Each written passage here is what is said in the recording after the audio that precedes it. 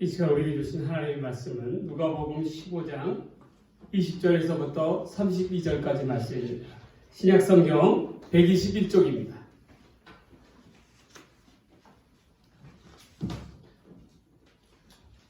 하나님의 말씀을 받들어 봉독합니다. 이에 일어나서 아버지께로 돌아가니라.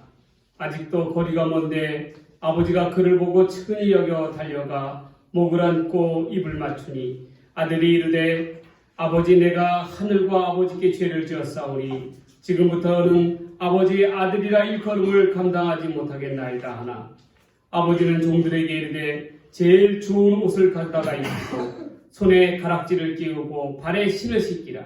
그리고 살찐 송아지를 끌어다가 잡으라. 우리가 먹고 즐기자. 이는 내 아들은 죽었다가 다시 살아났으며 내가 잃었다가 다시 얻었노라 하니 그들이 즐거워하더라. 맏아들은 밭에 있다가 돌아와 집에 가까이 왔을 때에 풍악과 춤추는 소리를 듣고 한 종을 불러 이 무슨 일인가 물은데 대답하되 당신의 동생이 돌아왔음에 당신의 아버지가 건강한 그를 다시 맞아들이게 됨으로 인하여 살찐 송아지를 잡았나이다 하니 그가 노하여 들어가고자 하지 아니하거늘 아버지가 나와서 권한대 아버지께 대답하여 이르되 내가 여러 해 아버지를 섬겨 명을 어김이 없거늘 내게는 염소 새끼라도 주어 나와 내 벗으로 즐기게 한 신일이 없더니 아버지의 살림을 청년들과 함께 삼켜버린 아들이 돌아오매 이를 위하여 살찐 송아지를 잡으셨나이다. 아버지가 이르되 너는 항상 나와 함께 있으니 내 것이다 내 것이로되 이 내 동생은 죽었다가 살아났으니 내가 잃었다가 얻었기로 우리가 즐거워하고 기뻐하는 것이 마땅하다 하니라. 아멘. 오늘 이 시간에는 진짜 탕자라는 제목으로 하나님의 말씀 전해드리고자 합니다. 제가 여태껏 탕자의 비유에 관한 설교는 2번을 한 것 같습니다. 그래서 지난 설교의 포커스를 한번 다시금 생각해 보자면 그 제목이 아버지께로 돌아갑시다. 이 말은 이 타락한 탕자가 회심하여 다시금 아버지께로 돌아가는 것을 의미합니다.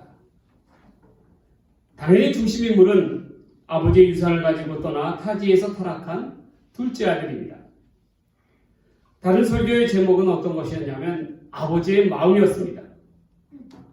이렇게 범죄함으로 타락한 탕자를 향한 안타까운 아버지의 마음, 다시금 돌아오라 라고 하는 아버지의 마음을 이야기했습니다.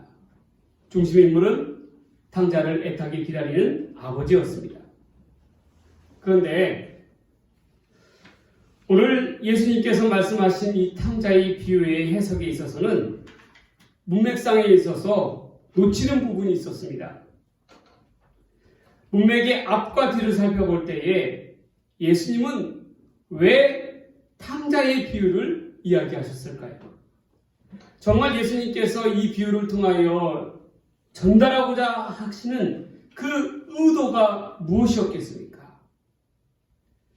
앞뒤에 있는 문맥의 의미를 잘 살펴보면 이 탕자의 비유 속에는 숨어있는 주인공이 있습니다. 바로 진짜 탕자, 숨어있는 탕자인 첫째 아들에게 이 이야기의 포커스가 맞춰져 있다는 것을 우리가 알 수가 있어요. 그래서 이 시간에는 누가복음 15장 20절에서 32절 말씀을 가지고 진짜 탕자라는 제목으로 누가 정말 아버지 앞에서 진짜 탕자의 모습인지 한번 되짚어보는 귀한 시간을 한번 갖도록 하겠습니다. 첫 번째로 진짜 탕자는 어떠한 사람이냐면 자기 세계에 붙들려 사는 사람입니다. 오늘 탕자의 비유 가운데 가장 핵심적인 사건은 바로 돌아온 탕자에 대한 환영의 잔치입니다. 이 잔치의 성격은 어떠했어요?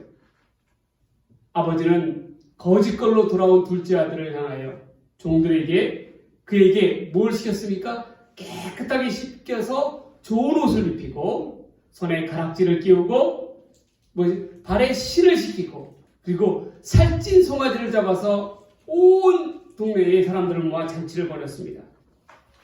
이 아버지가 잔치를 벌인 까닭이 있어요. 그것은 돌아온 아들에 대한 마을 사람들이 화해와 용서를 주선하기 위해서입니다. 앞서 이 둘째 아들은 마을의 명예를 더럽혔습니다. 가족뿐 아니라 이 마을 사람들에게조차도 이 커다란 상처를 주었어요. 불효를 통해서. 아버지가 분명히 살아있음에도 불구하고 그 재산을 갖다가 가지고 타지로 떠난다는 것은 아버지의 명예에 대한 그러한 심각한 도전이었습니다. 이러한 아들은, 이 폐륜적인 아들은 돌로 쳐 죽여도 가족들은 한 말이 없는 그러한 큰 죄였어요. 그런데 아버지는 이 잔치를 통해서 이러한 둘째 아들의 허물을 덮고 마을 사람들로 하여금 용서받고 신원이 회복되기를 바랐습니다. 그러한 까닭에 성대한 마을 잔치를 벌이는 거예요. 그 시대에 있어서 가장 별미는 뭐였냐면 살찐 어린 송아지였습니다. 그 송아지를 비싼 돈을 들여서 값을 치루어서 그걸 마을 사람들에게 먹이는 거예요. 잔치를 베푸는 거예요. 성경을 보면 하나님께서는 이 아버지처럼 죄인들을 향한 끝없는 사랑을 보여주셨습니다. 하나님께서는 죄에 대해서는 반드시 그 대가를 물으셨어요. 죄 지은 것에 대한 대가이죠. 그러나 그 물음의 바탕에는 죄인들을 향한 정죄가 아니라 변함없는 하나님의 사랑이 깔려있음을 보게 됩니다. 타락하여 에덴 동산에서 쫓겨나 수치심 가운데 가득 차 있었던 그런 아담과 하와에게는 하나님께서는 가죽옷을 입혀주셨어요. 그 가죽옷은 희생을 상징하는 예수 그리스도의 예표였습니다.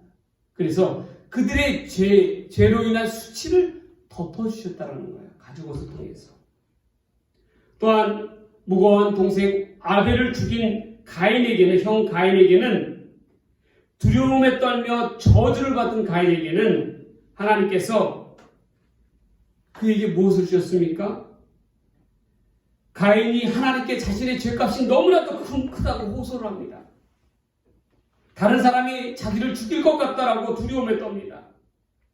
이에 하나님께서는 절대로 그러한 일은 없을 것이라고 하면서 그에게 표를 내주어 줬어요. 이처럼 죄인을 향한 끊임없는 용서가 바로 하나님의 속성이었습니다. 하나님은 죄인을 긍휼히 여기십니다. 아무리 극악한 죄인이라 할지라도 그들을 불쌍히 여기고 보호해 주셨어요. 본문에 나와 있는 이 둘째 아들은 어떠한 죄인이었습니까? 마치 살아있는 아버지가 죽기를 바라는 듯이 그 아버지의 재산을 갖다가 유산을 갖다가 가지고 타지로 가 허랑망청하게 쓰다가 결국 거짓걸로 돌아온 그러한 죄인의 모습이었습니다. 그러나 아버지는 끝까지 이 아들을 보호해 주기를 원했다라는 거예요. 용서해 주기를 원했다라는 것입니다. 사랑으로 모든 허물을 덮으시기를 원한 것이 바로 이 아버지의 마음이었습니다. 그런데 이런 아버지의 용서의 의지에 반환이가 있었죠. 바로 다름 아닌 첫째 아들이었습니다. 그는 아버지가 베푼 잔치에 있어서 거친 돌이었습니다. 이를 아버지는 너무나도 잘 알고 있었어요. 그러한 까닭에 일부러 아들을 멀리 떨어져 보내게 하고 아들에게는 잔치에 대한 이야기를 하지 않았습니다. 평소 들리는 바에 의하면 이 첫째 아들은 마을 사람들에게 성실함으로 소문난 아들이었습니다. 둘째 아들과는 달리 흠이 없고 율법적으로 훌륭한 아들이었다는 거예요. 소처럼 묵묵히 아버지의 곁에서 자리를 지키는 아들이었습니다. 그러나 이 소문난 아들의 성실성과 아버지에 대한 순종의 태도는 단지 신용에 불과했다라는 거예요. 무엇을 위해서? 자기의 목적을 얻기 위해서. 아버지의 유산을 받기 위한 그러한 행위에 불과했다라는 것입니다. 이를 누구보다도 아버지는 잘 알고 있었어요. 아버지의 눈에는 마을 사람들의 눈은 속일 수 있었으나 아버지의 눈은 속일 수가 없었습니다. 왜냐하면 아버지는 늘 그와 함께 곁에 있었기 때문입니다. 평소 동생과의 관계가 좋지 못하고 늘 겉으로는 그렇지 않지만 속마음으로는 탐욕이 가득한 삐뚤어진 첫째 아들의 성격을 잘 알고 있었다는 거예요. 첫째 아들에게 있어서 아버지는 아버지가 아니라 무엇이었습니까? 바로 상전이었습니다. 그리고 물론 자기도 스스로도 아들이 아닌 종의 모습이었다라는 거예요. 29절 상반부에 보면 아버지께 대답하여 이르되 내가 여러 해 아버지를 섬겨 명을 어김이 없거늘 이라고 이야기합니다. 첫째 아들은 아들이 아닌 종의 모습으로 아버지를 섬겨왔다라는 거예요. 이는 자원하는 마음이 아니라 늘 강박관념 속에서 아버지의 집에 종노릇을 한 것입니다. 무엇 때문입니까? 바로 아버지의 재산 때문인 것이지요. 이러한 목적 가운데 가장 거친 돌이 되는 동생을 적대시하는 것은 당연합니다. 당연히 동생이 살아서 돌아온 것이 달갑지도 않겠지요. 29절 하반부 말씀입니다. 내게는 염소 새끼라도 주어 나와 내 벗으로 즐기게 하신 일이 없더니 마을 사람들 앞에서 그는 아버지의 뜻에 순종하는 그러한 아들의 모습이었습니다. 그러나 그의 심중에는 아버지와 아들에 대한 이 동생에 대한 생각은 없었다라는 거예요. 첫째 아들이 계획한 잔치 가운데는 자기 뜻에 맞는 몇몇의 친구뿐이었습니다. 몸으로는 아버지를 따르는 것 같으나 마음으로는 철저히 아버지를 떠나 거짓과 위선적인 모습이었어요. 첫째 아들은 육신적으로는 아버지의 곁에서 아버지를 따르는 것 같았습니다. 그러나 마음으로는 이미 떠난 상태였다라는 거예요. 마음으로 떠났다는 말은 무엇입니까? 결국 자기만의 다른 그러한 세계 가운데서 집착하며 살아갔다는 것입니다. 동생을 향한 아버지의 마음은 용서와 화해였어요. 그러나 첫째 아들은 지극히 죄인인 동생을 향한 정죄와 비난이 먼저였다는 것입니다. 이 동생도 분명한 동일한 아버지의 자식이자 그의 가족이었습니다. 그럼에도 불구하고 형의 마음에는 동생에 대한 적개심뿐이었다는 거예요. 이 이야기는 본문의 이야기를 전할 당시에 예수님의 상황과 매치가 됩니다. 앞서서 예수님께서 말씀을 전하실 때에 모든 세리와 죄인들이 예수님의 말씀을 들으려고 모였습니다. 가까이 나왔습니다. 이에 바리새인과 서기관들이 수군대는 거예요. 그들은 누구보다도 첫째 아들과 같이 율법적으로 흥이 없고 종교적으로 열심히 있는 그러한 사람들이었습니다. 그런데 이러한 바리새인과 서기관들이 숙이고 수군대는 거예요. 예수님이 죄인을 영접하고 음식을 그들과 함께 먹는다라고 비난합니다. 이 비난하는 모습은 마치 첫째 아들이 둘째 아들 범죄함으로 타락한 둘째 아들을 정죄하고 비난하는 모습과 상충된다랑 똑같다라는 거예요. 이는 아들의 허물을 덮으려고 하는 아버지의 마음, 즉 하나님의 마음과 대치되는 그러한 행동이었습니다. 이처럼 자기 관념 속에 율법이라는 그러한 또 다른 세계의 틀 속에 붙들려 살아가는 사람은 위험한 것입니다. 우리가 사는 세상도 마찬가지예요. 우리 가운데는 율법이 없는 것 같습니다? 아니에요. 갈수록 교회의 모습을 보십시오. 교회의 모습 가운데는 하나님의 사랑보다도 뭐가 앞서고 있어요? 율법이 앞서고 있다는 거예요. 자기 계명, 자기 스스로의 계명이 앞서고 있다는 것입니다. 자기를 내세우는 것을 앞선다라는 거예요. 하나님의 뜻을 쫓아 자기를 십자가 앞에 죽이고 나아가는 것이 아니라 뭐요? 하나님의 뜻보다 자기를 우선시한, 자기의 뜻을 우선시하는 사람들이, 그러한 기독교인들이, 교인들이 너무나도 많다는 거예요. 그게 바로 오늘날 우리의 기독교의 문제점입니다. 바로 첫째 아들과 같은 그런 사람들이 많다는 거예요. 겉으로는 예수님을 잘 믿는 것 같습니다. 교회에서 열심히 봉사하면서 나아가는 것 같아요. 육신적으로는 흠이 없는 것 같아요. 누구보다도 열심히 있는 것 같아요. 그러나 마음으로는 어떻게 합니까? 하나님을 떠나, 하나님의 뜻을 떠나 자기가 앞선다라는 것입니다. 그러한 첫째 아들과 같은 그러한 사람들이 많다라는 거예요. 이 바리새인과 서기관들은 최고로 삼는 것은 바로 모세의 율법이었습니다. 그것을 자기의 세계 가운데, 계명 가운데 끌어왔어요.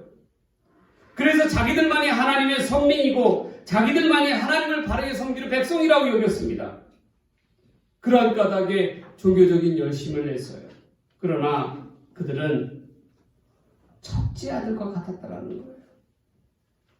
죄인들을 향하여 하나님처럼, 아버지처럼 품고 사랑하고 용서하는 것이 아니라 정죄하는 데에 앞장섰다라는 것입니다. 이 위선과 기만의 모습을 예수님께서는 철저하게 이 탕자의 이야기를 통해서 드러내고 계시는 거예요.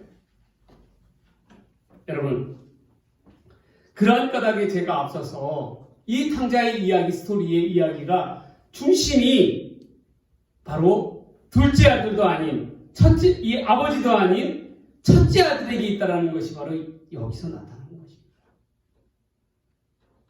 중요한 것은 너희들만의 종교적인 열심과 사람들로부터 인정받고 특혜를 얻는 것이 아니라 보다 더 중요한 것은 모세의 율법에 사로잡혀 있는 그런 자기 세계가 아니라 사랑으로 이루어진 하나님의 가운데 나아가야 한다는 것입니다.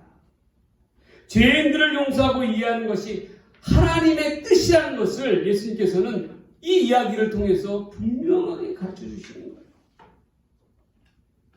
우리는 무엇보다도 우리 스스로가 아니라 우리 스스로의 계명에 갇혀서 죄인들을 정죄하고 비난하는 그러한 가운데 첫째 아들과 같이 그런 모습 가운데 나아가는 것이 아니라 진정한 이 죄인들을 품고 나아가는 그러한 사랑의 하나님을 따라 자기를 저 복종하고 온전히 하나님의 뜻을 우선시하는 저와 여러분의 삶이 되기를 주의 이름으로 간절히 축원합니다. 축원합니다. 두 번째로 진짜 탕자는 어떠한 사람들이냐면 비교하며 원망하는 사람입니다.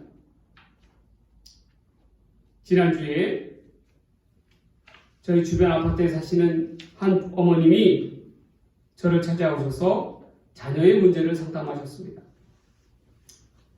이분 가운데는 중학교에 올라가는 남자 아들이 있어요. 둘째 아들이 있어요. 그런데 이 애가 하루 종일 방에 처박혀서 울고 있더랍니다. 그 이유를 물어보니까 이제 자기는 아무것도 하기도 싫고 모든 게 다 싫다라는 거예요. 친구들은 부모가 능력이 있어서 말만 하면 뚝딱 그 비싼 것을 잘도 사주는데 우리 부모는 그걸 사줄 만한 능력도 없고 꼭 자기가 필요한 것이 있다라고 이야기하면 내 용돈을 모아서 사라고 그렇게 이야기하니 자기는 자기 친구들과 너무 비교가 된다라는 거예요. 그래서 화가 난다라는 것입니다. 그러한 분노의 표출로 자기는 이제 아무것도 안 하겠다라는 거예요. 공부도 안 하고 아무것도 안 하겠다라는 거예요. 그 집의 형제가 4명입니다.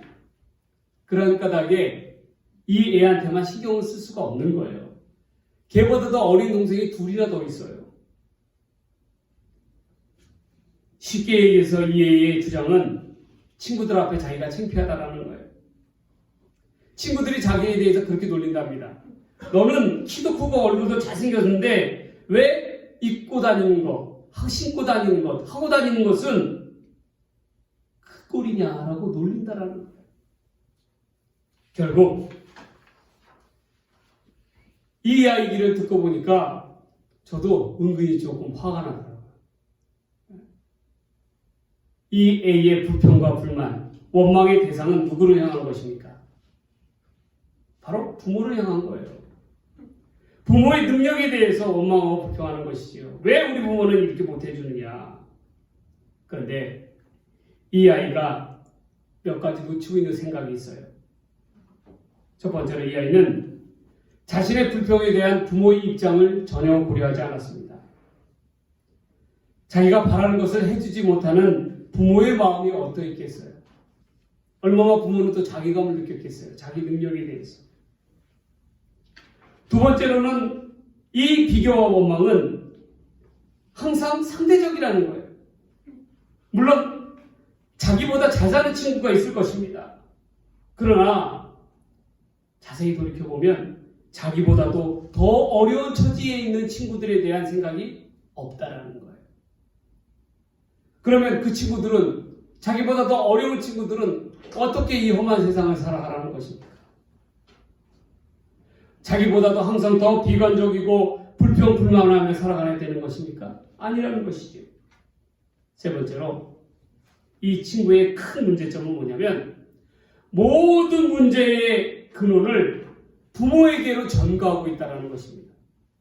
잘 돌이켜보면 문제는 누구에게 있어요? 본인 스스로에게 있는 거예요.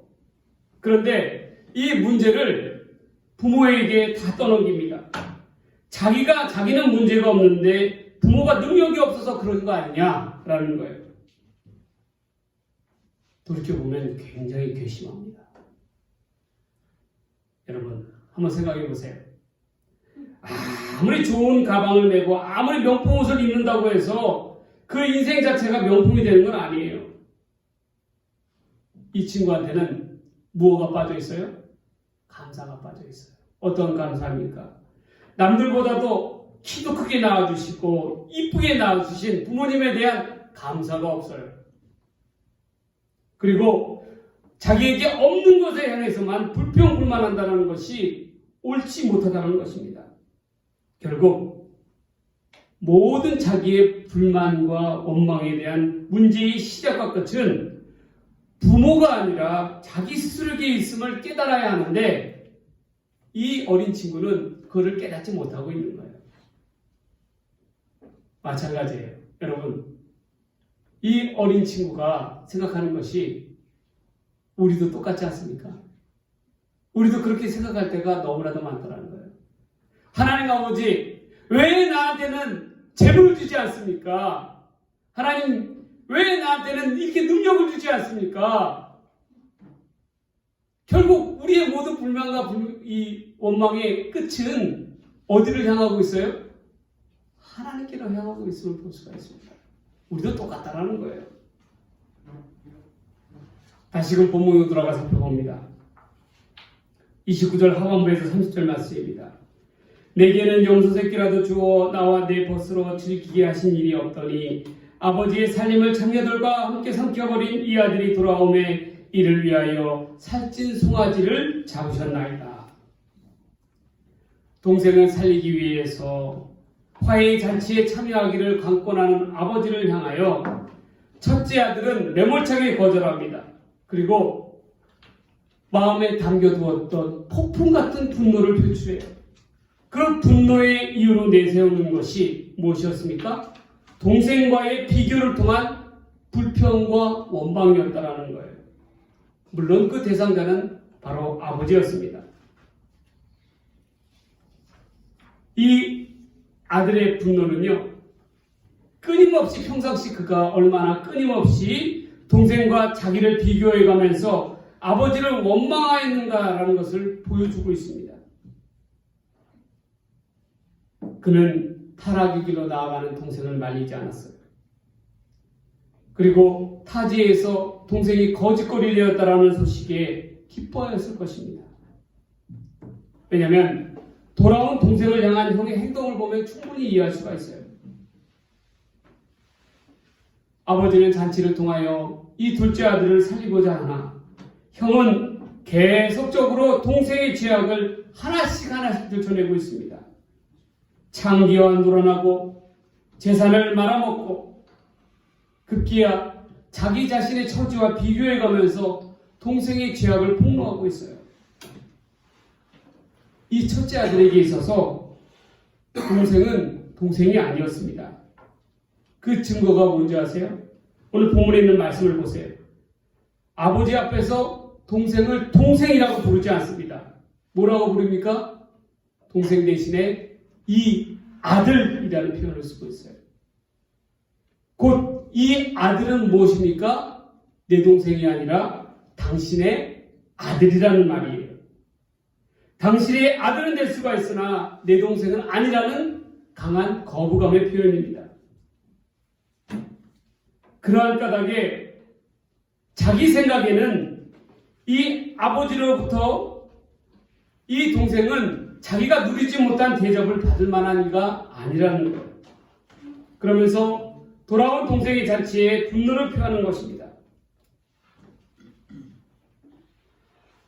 가족을 향하여 용서와 화해를 하지 아니하고 끊임없이 비교하고 원망하며 이러한 자세로 일관하는 첫째의 모습입니다. 여러분, 이처럼 긍휼의 마음을 저버린 비난과 정죄로 일관하는 첫째 아들의 모습은 영적으로 교만한 그 자체입니다. 죄인을 향한 하나님의 긍휼과 사랑과는 대치되는 거예요. 죄인을 향한 바리새인과 서기관들의 태도도 마찬가지였다는 것입니다. 그들은 저 죄인들과 비교했을 때에 하나님 앞에서 나는 이보다 더 낫다라고 이야기하는 것입니다. 이러한 죄인을 향한 마음, 이러한 마음이 결국 하나님의 뜻과는 동떨어진 것입니다. 예수님은 이 이야기를 통하여 무엇을 알려주고 싶습니까? 완전한 율법은 남들과 자신을 비교하는 데 있어서 끝나는 것이 아니라 하나님의 사랑을 온전히 이루는 것임을 보여줍니다. 자신의 처지를 남과 항상 비교해가면서 원망하고 불평하는 것처럼 어리석은 것은 없어요. 또한 영적으로 남과 비교하며 자기의 의로움을 내세우고자 하는 그런 행위들도 참으로 어리석은 것입니다. 우리는 남들과 비교한다는 것은 무엇입니까? 결국 그 눈을 어디로 향한다는 거예요? 외적인 것에 향한다는 거예요. 그러나 하나님의 백성인 우리는 눈을 어디로 향해야 합니까? 남들과 비교하고 그걸 통해서 원망하는 것은 아니라 우리 스스로를 바라다 봐야 한다는 거예요. 우리의 내적인 모습을 더 성찰해야 한다는 것입니다. 남들과 비교하기 앞에서 자기를 돌아보면 자기가 얼마나 죄인인가를 깨닫게 돼요. 그 기준점을 다른 사람과 비교해서는 안 된다는 거예요. 온전히 우리는 우리 스스로를 향하여 우리 스스로를 성찰해 나아감으로 인해서 우리 스스로가 얼마나 하나님 앞에 죄인인가라는 것을 깨달아야 하는 것입니다. 첫째 아들에게는 이러한 면이 없었다는 거예요. 그렇기 때문에 항상 그의 마음속에는 비교하고 원망하는 것입니다. 그리고 그것을 사랑받지 못한 자기 자신에 대한 그러한 원망만이, 아버지에 대한 원망만이 가득 차 있는 거예요. 우리는 무엇보다도요, 비교와 원망이 아니라 자기 스스로를 돌이켜보며 오히려 감사함으로 나아갈 줄 아는 믿음의 성도들 되기를 간절히 바랍니다. 소망합니다. 마지막 세 번째는 진짜 탕자는 어떤 사람이냐면 탐욕으로 침묵하는 자입니다. 짧게 전하겠습니다. 본문에서 여러 번 형은 동생에 대한 침묵의 모습이 나타납니다. 첫 번째로 동생의 타락과 그 죄가에 대해서 침묵하였다라는 거예요. 두 번째로는 동생이 돌아온 그 환영잔치에 대해서 침묵하였다라는 것입니다. 여러분, 죄에 대한 침묵은 무엇입니까? 바로 동조입니다. 왜 첫째 아들은 동생에 관한 일에 나서지 아니하고 장남으로서 그 가장의 모습으로서 나아가지 아니하고 침묵으로 일관하는 까닭이 어디 있었습니까? 그 밑에는 바로 탐욕이 깔려있기 때문입니다. 더 많은 것을 챙기고 아버지의 남은 것 재산에 대한 욕심이 가득 차 있기 때문에 그러는 거예요. 사실 첫째 아들은요, 둘째 아들과 다르다고 생각하지만 결코 그렇지 않습니다. 둘째 아들은 행동으로 옮긴 자이고 첫째 아들은 마음으로는 그런 생각을 자기도 동일하게 갖고 있었으나 행동으로 옮기지 못한 사람인 거예요. 결국 뭐예요? 첫째 아들은 둘째 아들과 못지않은 죄인의 모습이라는 것입니다. 진짜 탕자의 모습이 바로 탕자 아닌 탕자의 모습이 여기서 나타나는 거예요.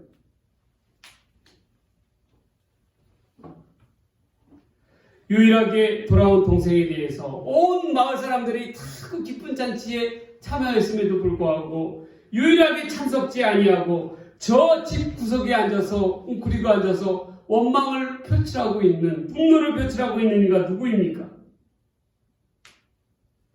자기 욕심에 눈이 어두워서 죄인이 돌아온 기쁨의 천국잔치에 동참하는 것이 아니라 침묵으로서 하나님의 영광을 가리고 있는 행위를 하고 있는 자가 누구입니까? 바로 그 자가 탕자라는 것입니다. 본문의 서두에서 죄인들과 어울리며 식사하는 예수를 향하여 비난하고 있는 바리새인과 서기관들처럼 스스로 천국잔치에 거친돌이 되어서 자기도 천국에 못 들어가고 남들도 못 들어가게 하는 그러한 첫째 아들이 바로 진짜 탕자의 모습은 아니냐는 거예요. 여러분, 한번 돌이켜봅니다. 과연 나는 어떤 유형의 탕자입니까? 죄로 인하여 하나님과 동떨어져서 타락하고 부패함으로 완전한 죄인의 모습으로 돌아온 둘째 아들입니까? 아니면 하나님의 뜻과는 동떨어져서 자신의 교만과 고집만을 앞세우는 첫째 아들의 탕자의 모습입니까?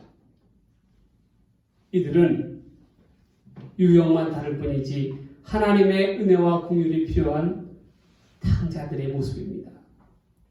우리는 하나님 앞에 새롭게 거듭나야 합니다. 더 이상 이러한 탕자의 모습이 아니라 하나님의 뜻에 따라서 온전히 나아가는 삶의 모습이 되어야 한다는 거예요. 첫째 아들은 가장 큰 문제점은 바로 아버지의 뜻을 헤아리지 못했다는 것입니다. 아버지의 뜻은 죄인을 용서하고 화해하며 사랑으로 이끄시기를 원하시는 것이었는데 아들은 어떻게 했습니까? 첫째 아들은 분노하고 정죄하고 원망에 앞섰다는 거예요. 여러분, 우리는 지혜로운 자가 되어서 이러한 첫째 아들과 같은 우를 범하지 아니하고 온전히 하나님의 뜻만을 받들어 나아가는 그러한 귀한 믿음의 사람들 되기를 주의 이름으로 간절히 축원합니다. 말씀을 정리합니다. 누가 진짜 탕자입니까? 첫째 아들을 통하여 본 진짜 탕자의 모습은 무엇이었습니까? 첫 번째로 그는 자기 세계에 붙들려 사는 사람이었습니다. 두 번째로 끊임없이 비교하며 원망하는 사람이었습니다. 세 번째로 탐욕으로 침묵하는 사람이었다는 거예요.